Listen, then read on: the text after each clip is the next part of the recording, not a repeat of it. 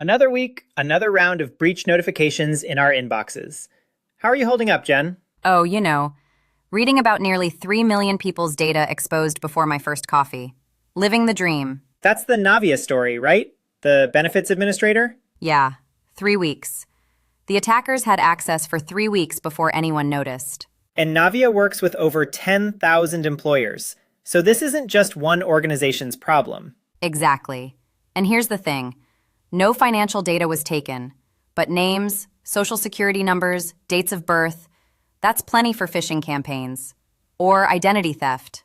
Or both. The takeaway here for administrators? Know your vendors. Really know them. What's their detection capability? How fast can they spot unauthorized access? Because their blind spots become your blind spots. Speaking of access, there's this Iran-linked group, Pay to Key, that hit a US healthcare provider.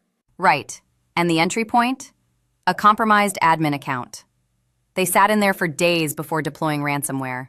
Days. Days. And this wasn't some sophisticated zero-day exploit.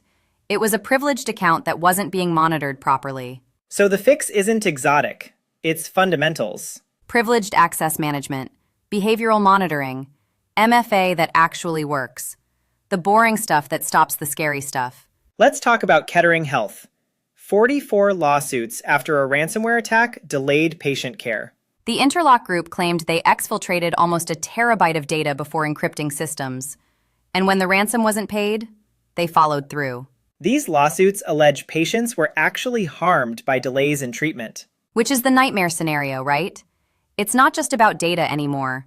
It's about care delivery, about someone not getting their medication on time, or their surgery postponed. What should health systems be thinking about here? Resilience. Can you maintain operations during an attack?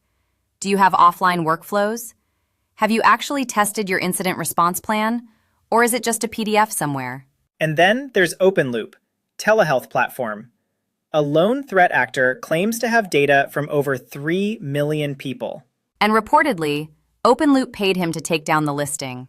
Does that work? I mean, does it ever? You're trusting a criminal to honor a deal, and you've just signaled to every other threat actor that you'll pay. So what's the better path? Invest in prevention, detection.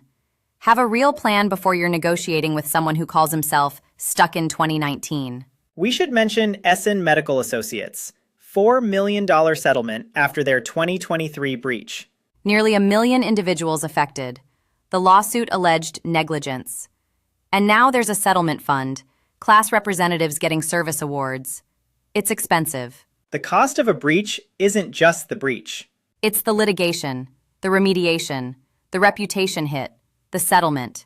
It compounds. So when we look at all of this together, Navia, Pay to Key, Kettering, OpenLoop, Essen, what's the thread? None of this is bad luck. It's bad configurations, blind spots, gaps that were probably fixable before the attack happened. Privileged accounts without proper monitoring, vendors without adequate detection, incident response plans that weren't tested.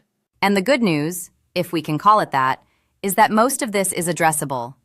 It's not about buying some magic solution. It's about doing the fundamentals consistently. Which is easier said than done, but still within reach. It is.